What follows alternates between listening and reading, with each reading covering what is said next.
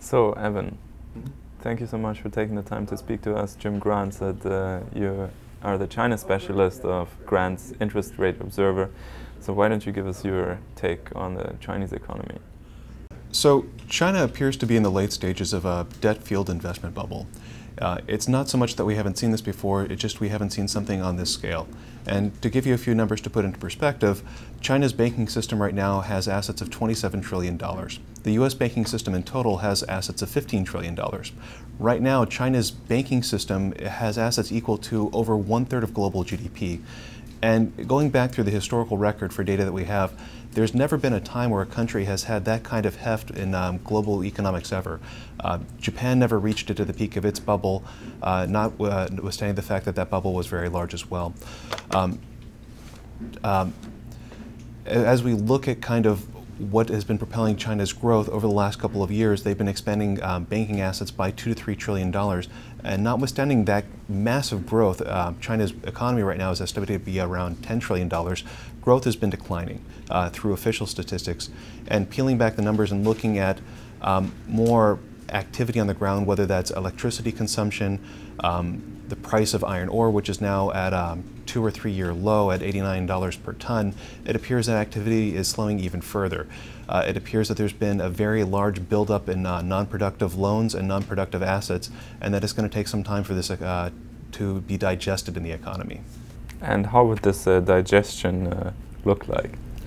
Well, slower growth. The question is how slow that growth will get.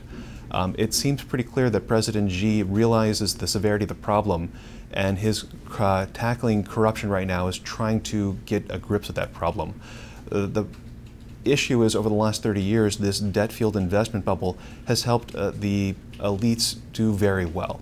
And we saw this with Zhao's takeover of the oil industry and the fact that he was able to accumulate so much wealth.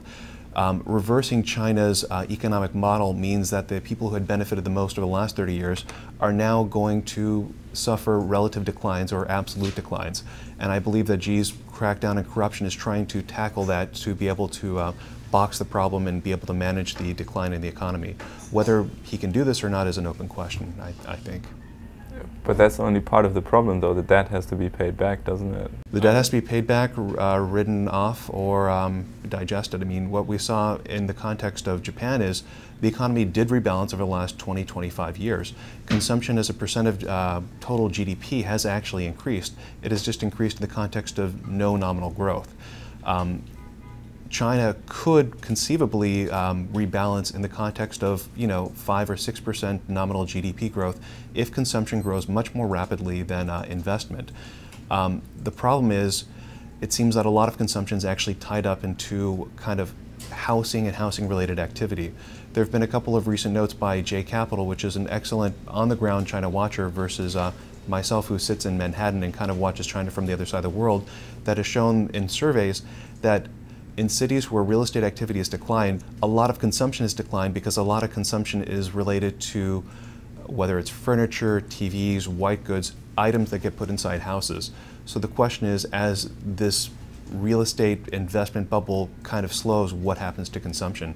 And in as much as I'd like to have a good answer for that, I honestly don't. What about a full-blown crisis? It could get ugly. The question is, what happens to the rest of the world? As a percent of total GDP, Japan's economy was actually larger at the peak of its bubble than China is today.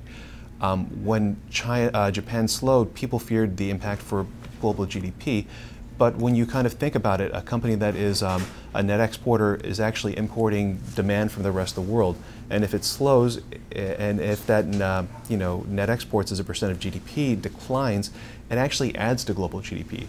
So China slowing isn't necessarily bad for the world, although it is bad for certain countries. Australia, which has kind of hitched its economic wagon to China, and I don't think it's had a recession since 1991 or 1992, might suffer. And we're actually seeing unemployment pick up in Australia and potential problems there. But for the world in total, it's not necessarily the worst thing in the world. If China slows down in the net exports, if it's importing less aggregate demand from the world in total, that that is not necessarily bad from kind of a macro picture, although there's winners and losers within that. But yeah, exactly like you say. So the raw material exporting countries will lose because that demand should slow once the investment boom goes down. And we're already seeing that reflected in the iron price, which I believe at $89 a ton is the lowest since 2012. And but then on the other hand, countries like the United States or well, Europe, I guess it's a bit mixed, but United States certainly, if exports slow down or become less competitive, that means that production should go up here. But for Europe, it's a mixed picture, right? Because they export and import a lot from China. In Europe, there'll be winners and losers. Germany has done well by exporting capital goods to China and feeding into China's boom. So Germany might do less well, but I don't have the figures to actually say one way or the other. What about Chinese growth? You said it's investment driven mostly, it's credit driven mostly, it's a huge bubble. What about actual entrepreneurialism, innovation and efficiency? How are the Chinese doing on that? It seems to me that there's a bifurcation. The state-owned enterprises are remarkably inefficient, and they've been the biggest beneficiaries of kind of credit. They're the ones who have the most ready access to the state-owned banks, to kind of the bond market.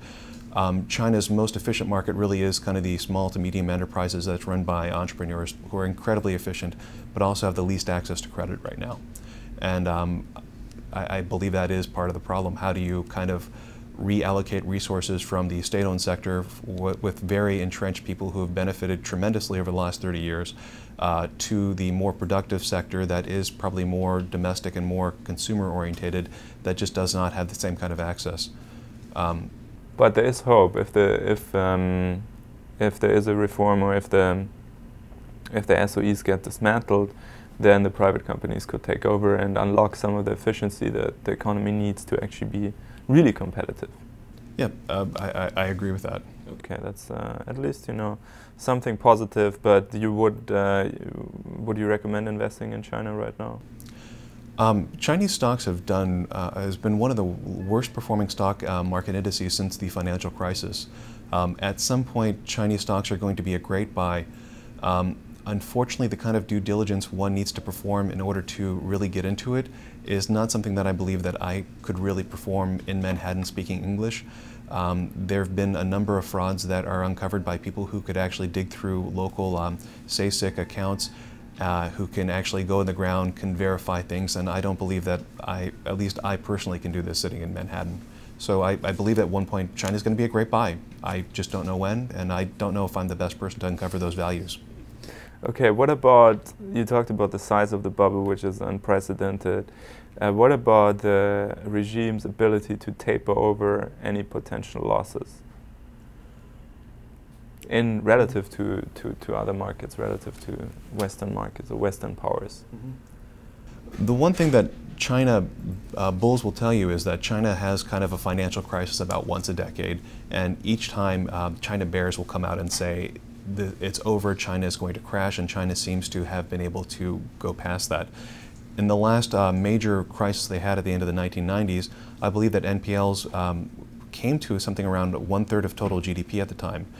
At the time, China was able to unlock a tremendous amount of growth by joining the WTO, getting foreign capital into the markets, recapitalizing its banks with foreign investors, and also through a tremendous tax on consumers through very low interest rates that transferred a lot of money from the consumer side to state-owned enterprises through lower interest rates and either implicit or explicit debt relief. At this time, I don't know if there's any kind of one-time things they can do, like join the WTO to unlock all this productivity. Their problems are very large relative to foreign capital. They've already attracted a lot of foreign money in, and I'm not sure to what extent they can still use financial repression to recapitalize the system, given that they are still using tremendous financial repression right now through extremely low interest rates. What about accounting gimmicks? I'm sure they're there. I mean, they have accounting gimmicks, and we've seen a number of bubbles blow up. Okay, so your last words on China? Extremely concerned about the bubble. Very impressed by Chinese entrepreneurs. So long term, Long term, good. Short term, bad. Short term, I'm very concerned. Okay, thank you very much.